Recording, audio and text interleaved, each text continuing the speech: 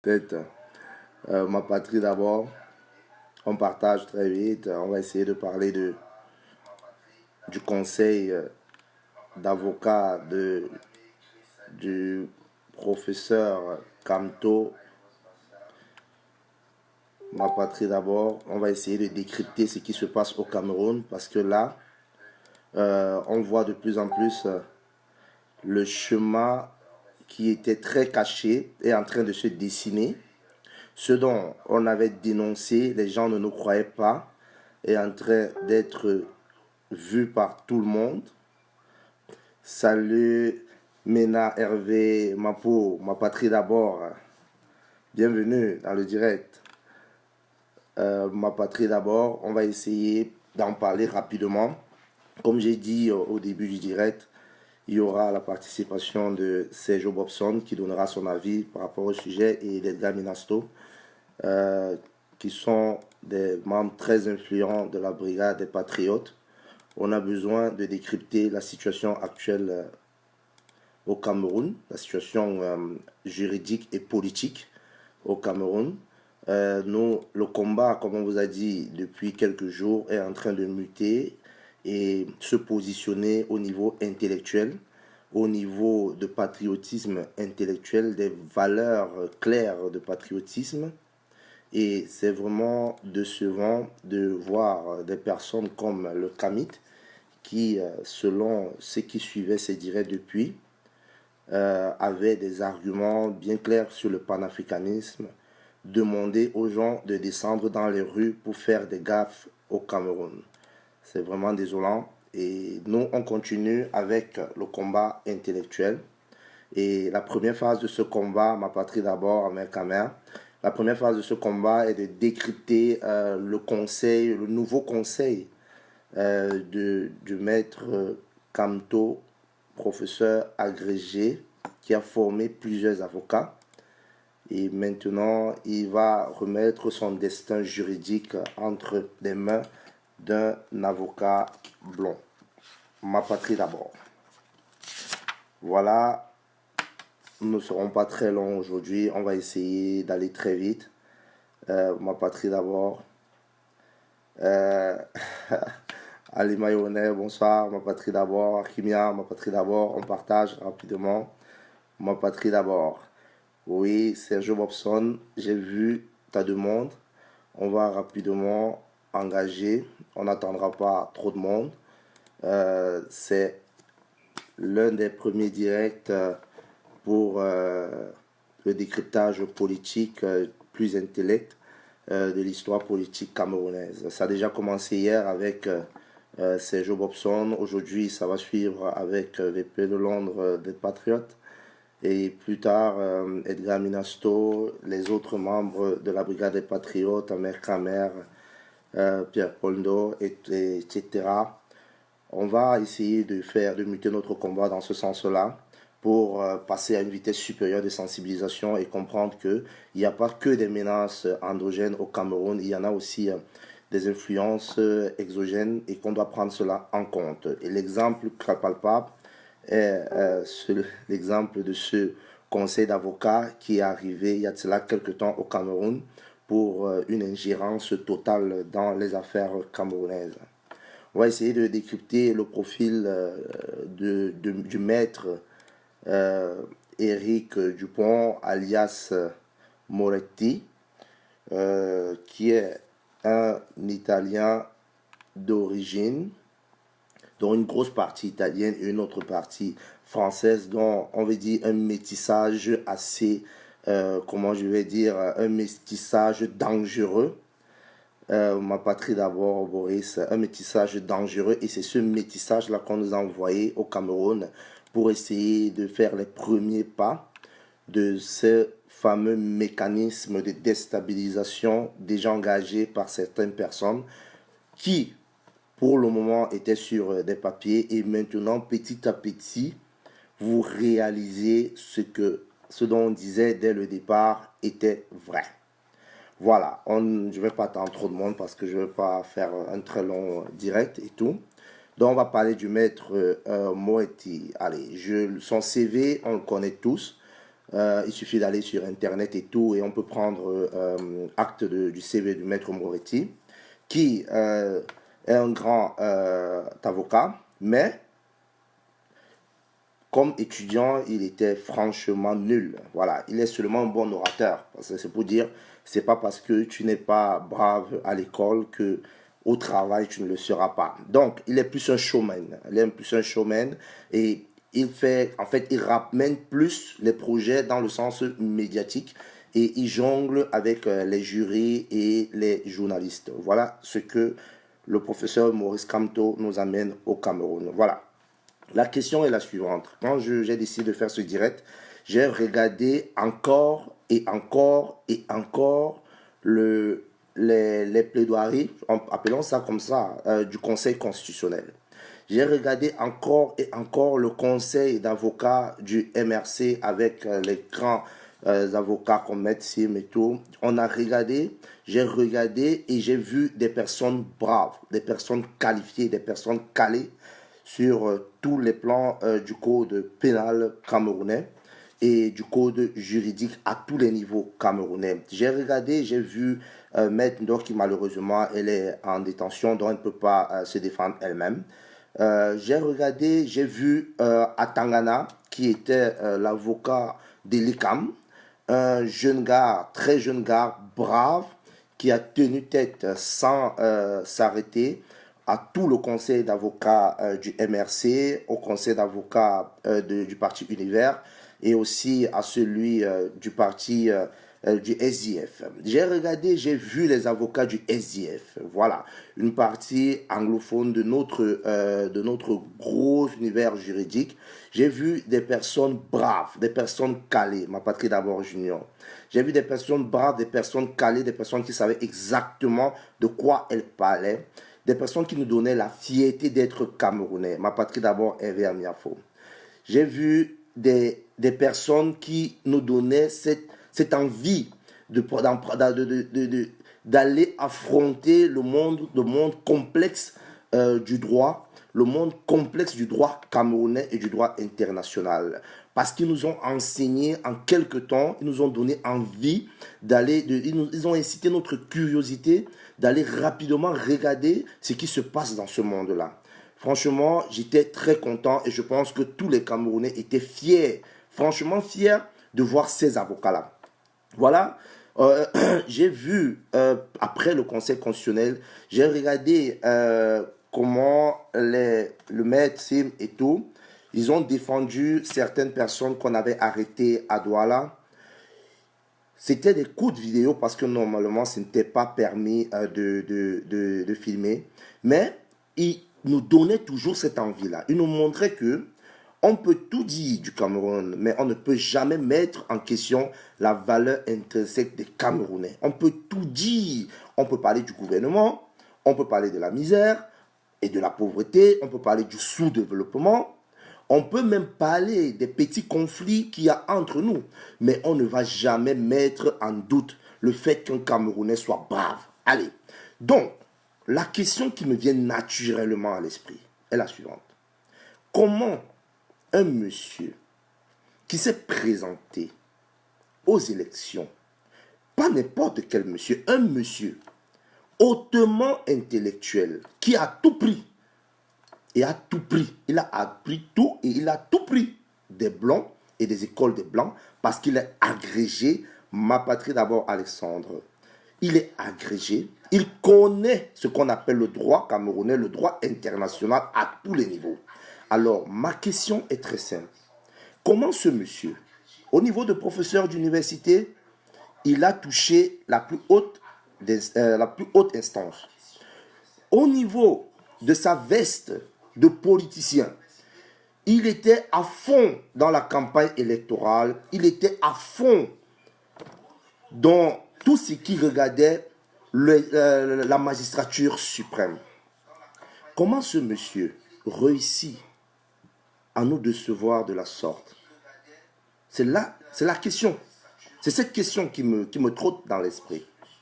Pourquoi celui qui doit, en théorie, mettre en avant les valeurs, l'intellect camerounais, celui qui doit, en théorie, mettre en avant les valeurs culturelles camerounaises, décide de confier son soi-disant destin, parce qu'en fait, ce n'est même pas un destin, ce n'est qu'un parcours. Un homme politique doit s'attendre à aller en prison. C'est normal, ça fait partie du jeu politique. Comment il réussit à remettre son destin à un piètre étudiant comme Éric Dupont, à un showman, monsieur entre guillemets 140 acquittations, mais on ne parle pas de ces candidats qui ont pris les condamnations à perpétuité 20 ans, on ne parle pas de Karim Benzema qui a été exclu de l'équipe nationale, on ne parle pas de X ou de Y. Comment il n'a pas pu faire confiance aux Camerounais? Comment il n'a pas pu faire confiance à ces personnes qui nous ont donné envie d'apprendre plus dans le droit camerounais? C'est la question que je me pose. Et c'est la question que je vous pose. Ce monsieur est arrivé. Je vais essayer de citer ses propos parce que j'ai eu à écrire clairement ce que monsieur Dupont nous dit. Il dit: je ne connais pas du tout le code des procédures pénales camerounaises. Il ne connaît pas notre code pénal, mais il vient défendre le professeur Maurice Kamto. Il ne le connaît pas. Il a dit, il a déclaré. Il dit, il continue dans ses propos, je cite: mais pour amener l'affaire à Genève, Paris est plus proche que le Cameroun. Alors la question est la suivante. Éric Dupont, nous sommes encore en pleine phase initiatrice de l'affaire MRC, Marche et Maurice Kamto, etc. Vous parlez déjà de votre intention d'amener l'affaire à Genève. Il continue en disant, plus tard, dans une autre conférence de presse, que le professeur Maurice Kamto était ouvert au dialogue avec le président Paul Biya. Je suis médusé. Là, je ne comprends plus. Je ne comprends plus ce scénario. Si le professeur Maurice Kamto voulait un dialogue avec notre président élu, est-ce qu'il avait besoin d'aller chercher un blanc qui a des honoraires de 10 000 euros par jour de prestations? C'est ce qu'il avait demandé au procès de Mera. Au procès Mera. Il déclare, oui, c'est 12 000 euros qu'on m'avait donné, 2 000 euros pour la TVA, je n'ai rien pris et tout. Mais, à BFM, clairement, on fait comprendre qu'il a pris pratiquement 50 000 euros et il est payé à 10 000 euros la prestation. Donc, quand il entre au tribunal, là, c'est 10 000 euros. Monsieur du MRC, monsieur les politiciens, vous qui hier, vous nous avez supplié, vous nous avez convaincu une grosse partie du Cameroun de vous remettre notre destin à main. Vous nous avez fait comprendre que 37 ans, c'était 37 ans d'ingérence politique, de malgérance, de malgouvernance. Vous nous avez fait comprendre qu'il faut qu'on vous donne une chance. Beaucoup de Camerounais vous ont suivi. Moi, je ne vous ai pas suivi, c'est clair. Mais je respecte tous ceux qui vous ont suivi. Beaucoup de Camerounais ont dit, pourquoi pas? On les donne cette chance-là, on les donne notre destin. C'est sûrement nos messies. On a suivi la parole de Messie pendant longtemps.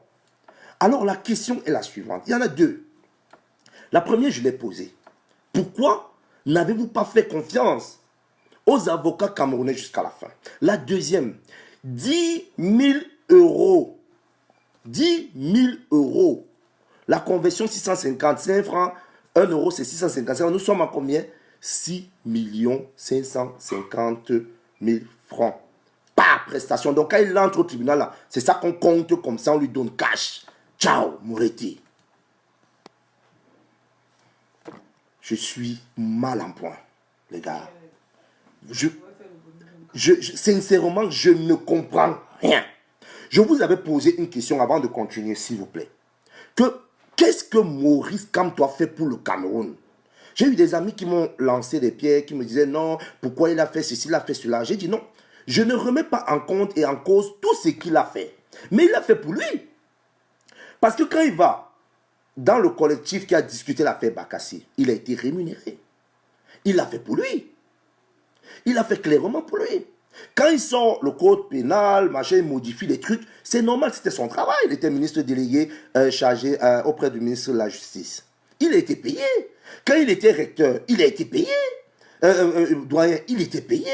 Mais qu'est-ce qu'il a fait? Un aussi grand juriste, est-ce qu'il a conçu, par exemple, un gros cabinet d'avocats, entre guillemets, prodéo, pour aider les Camerounais misérables à se défendre gratuitement? Un exemple banal. Est-ce qu'il a fait? Est-ce qu'il a fait, par exemple, un truc de la sorte? Ça veut dire peut-être une fondation Maurice Kamto pour défendre les Camerounais. Non? Est-ce qu'il était capable de le faire? Oui!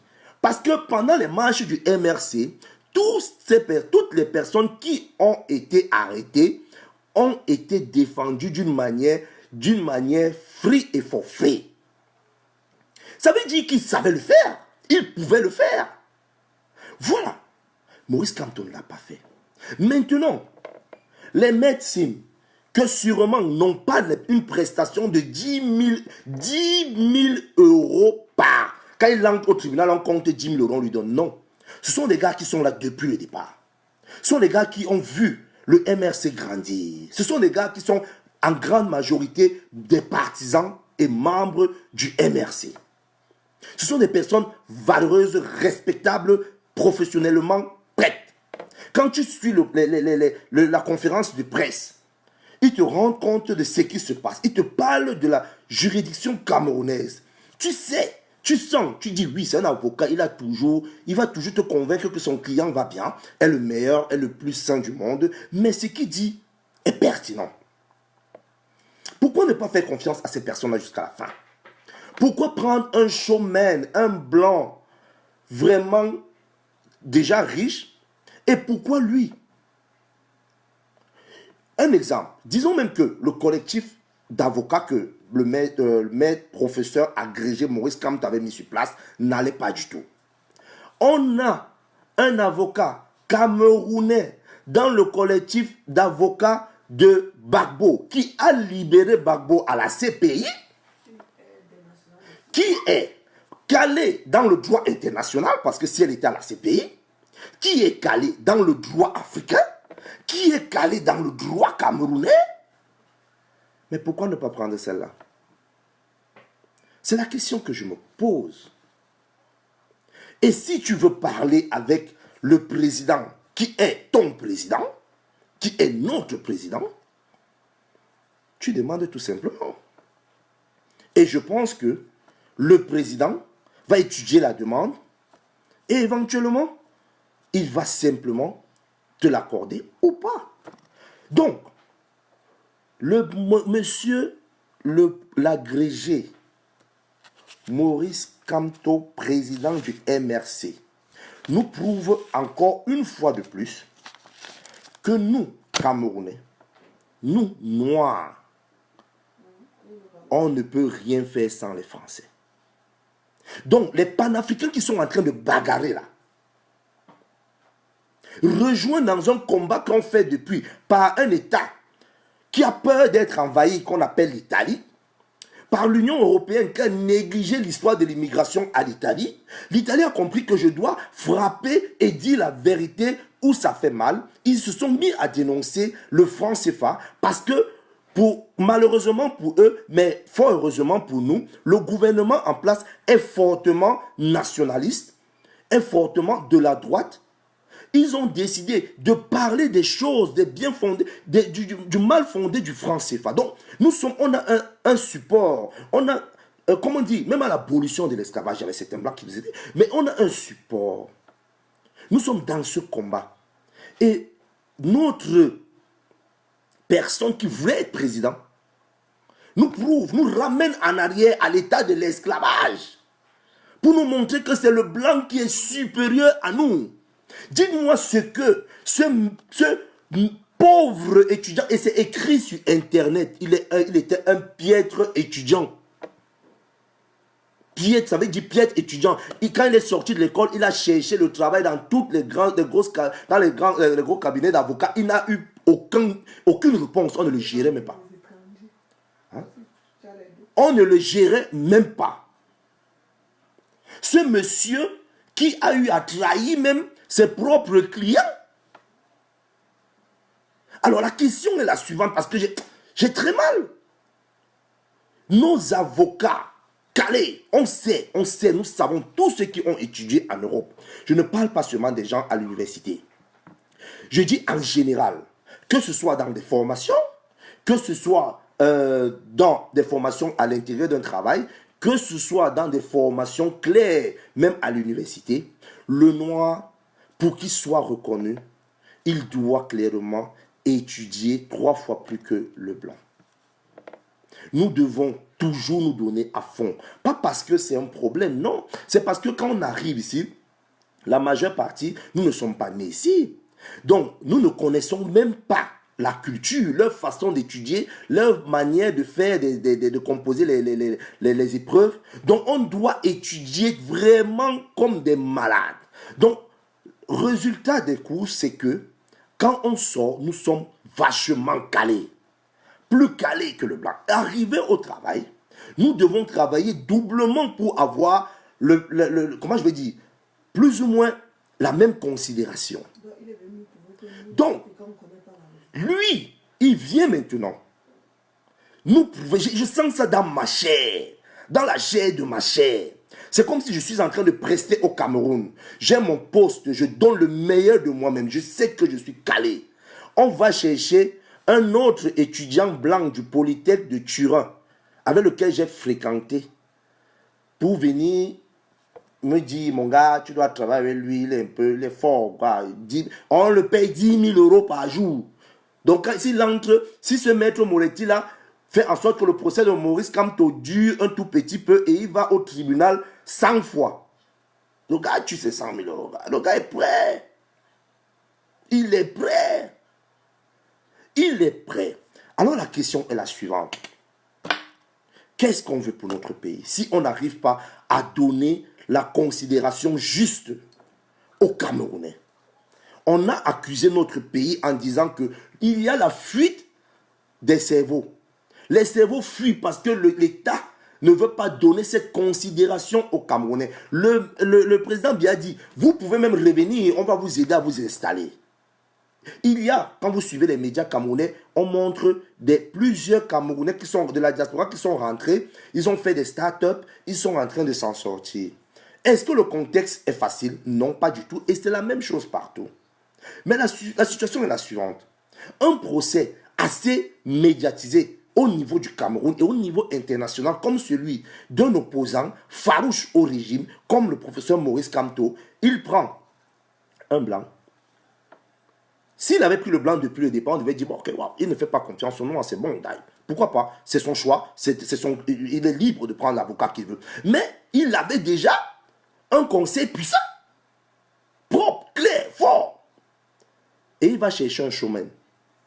Il va chercher un showman pour venir nous dire quoi?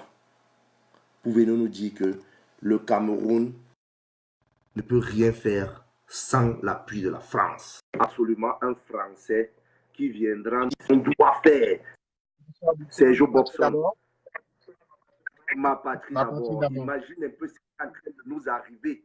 C'est la honte et la souillure.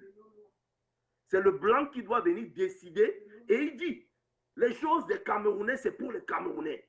Moi, je suis là, je cite, je l'ai écrit. Oh Dieu Tout-Puissant, qui pouvait me mettre à la conférence de presse et donner d'abord 2 bonnes plaques à ce monsieur. Il dit, les choses des Camerounais sont les choses des Camerounais. Moi, je ne suis pas là pour discuter des choses des Camerounais, mais le procès n'étant pas équitable, moi, j'ai trouvé que le procès n'est pas équitable. On a vu les armes à feu. Mais pourquoi monsieur Éric Dupont ne va pas défendre les gilets jaunes qu'on a tabassés même samedi dernier là? Oui, je pense que c'est d'une complexité qu'on ne peut pas demander à ceux qui sont en face, qui s'obstinent et qui veulent tout défendre. on ne peut pas demander de pousser la réflexion jusqu'à ce niveau-là. Je pense qu'ils vont saigner du nez. Tu as posé un problème clair. Pourquoi Kamto, professeur émérite en droit, ayant lui-même formé des Camerounais, ayant lui-même déjà tout un avocatier, pour parler comme tout le monde, ayant déjà une brigade d'avocats, ayant déjà un collège d'avocats, comment se fait-il que en ce moment-ci, il décide d'aller chercher un avocat étranger pour le défendre? Un avocat qui plus est, n'a aucune connaissance du code électoral camerounais. On va se poser cette question. Pourquoi? Quand il le dit, en fait, il a compris une chose, c'est que Kamto pour 14 milliards a fait une pâle copie du code français. C'est une pâle copie parce qu'en réalité, il n'y a pas beaucoup de points de différence. D'ailleurs, si on se rappelle je ne sais plus, c'était en 2004, lorsqu'il défendait, toujours Somoriti, il défendait Abderrahmane, j'oublie même déjà son nom. C'était un certain Abderrahmane, là, parce que voilà, Abdelkader Moura. Eh oui, C'est-à-dire pour les mêmes motifs. On se souvient que c'était pratiquement les mêmes motifs. Il y avait, pour ne pas oublier, voilà, les motifs étaient association de malfaiteurs, terrorisme. Et il a pris 20 ans. Oui. Et Moretti a perdu ce procès-là. Alors, dans une affaire Exactement. similaire, on s'attend à ce qu'un professeur de la trame de Kamto, lui-même avocat international, choisisse quelqu'un au moins qui, pour un chef d'accusation similaire, a eu un acquittement. Ce qui n'est pas le cas. Ce qui ne met pas en cause les compétences de Moretti dans la négociation. Parce qu'en fait, Moretti, c'était un négociateur. Vous allez comprendre pourquoi. Oui. Un avocat de la trame de Moretti arrive au Cameroun. La première chose qui l'intéresse, c'est de chercher à rencontrer le président de la République. On se pose la question.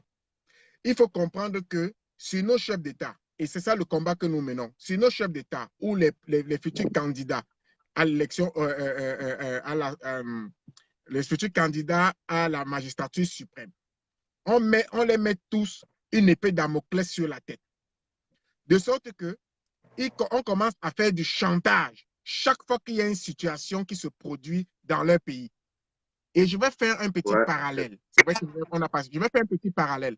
Souvenez-vous, la marche qui était prévue le 26 janvier, le 26 janvier, elle a fait beaucoup de tapage, je vais dire de médiatisation par les oisifs de la révolution imaginaire. Elle fait du tapage. Oui. Les manifestations sont interdites. On se demande pourquoi on interdit toutes les manifestations, y compris celles du RDPC. Les gens n'ont pas compris pourquoi. Alors, il faut comprendre que dans les situations similaires, qu'est-ce qui arrive? Ils attendent qu'il y ait un seul mort ou bien une arme à feu qui est utilisée pour qu'on accuse le gouvernement d'avoir tiré sur la population, ce qui provoque une intervention internationale. Voyant donc que la population déjà n'avait pas suivi le mouvement de grève, quelques personnes ont quand même décidé de sortir. Et ils ont tout fait pour que le mot coup de feu, balle sorte dans l'histoire.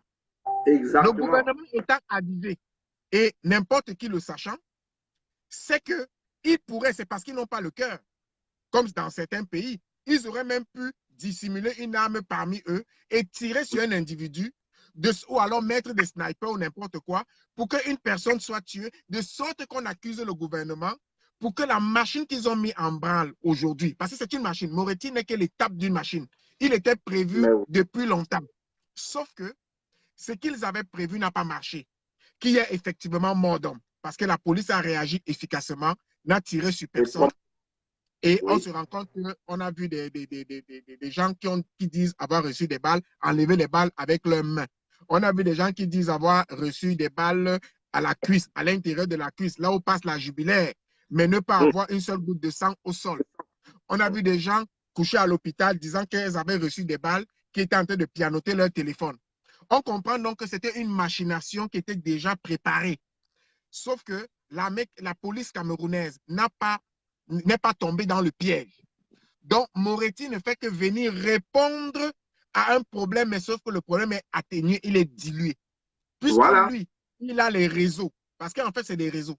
Il a des réseaux où, je peux appeler ça trafic d'influence, mais en tant qu'avocat international et anciens dans le milieu, on sait comment on sait comment ça se passe. C'est une sorte de réseautage. C'est pour cette raison qu'ils veulent donc absolument rencontrer le président pour faire brandir la menace de Genève.